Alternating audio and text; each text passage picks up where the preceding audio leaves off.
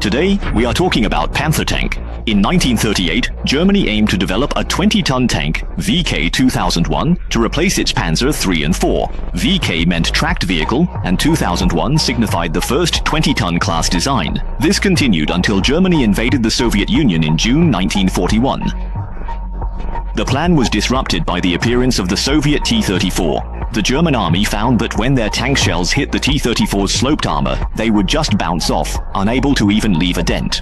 The T-34's 76.2mm gun could easily pick off German tanks from within 500 meters, forcing Germany to accelerate the development of a new tank.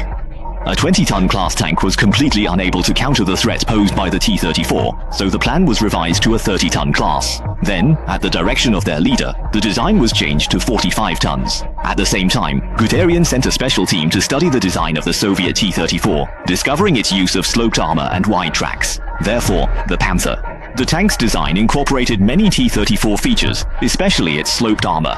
80mm armor at 55 degrees offered protection equivalent to 140mm vertical armor. Its main weapon, a 75mm gun, though smaller, had a long 70 caliber barrel, giving it firepower surpassing even the Tiger tank, making it one of the most powerful cannons of its time. For secondary weapons, two MG-34 machine guns were mounted in the turret and on the hull.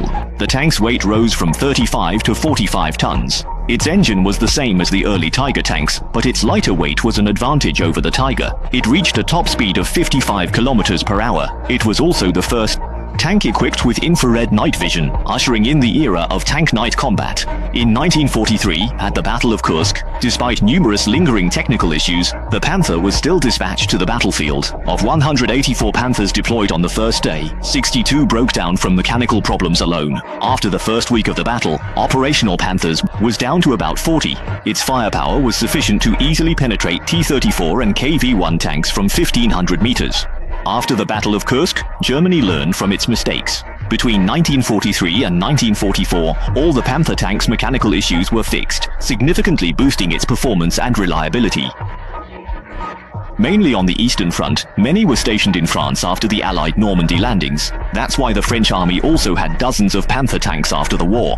Over 6,000 Panther tanks were produced during World War II. With a simpler production process, the Panther's cost was only slightly more than the Panzer IV's, whereas the Tiger and King Tiger tanks' production costs were extremely high, with a combined total of less than 2,000 units produced. The cost of one King Tiger could build 3 to 4 Panthers. As the Allies gained air superiority and repeatedly bombed Germany's industrial heartland and fuel plants, Germany's war effort collapsed, to the point where they couldn't even afford fuel for their King Tiger tanks. I'll be uploading more videos daily. Don't forget to like and subscribe to stay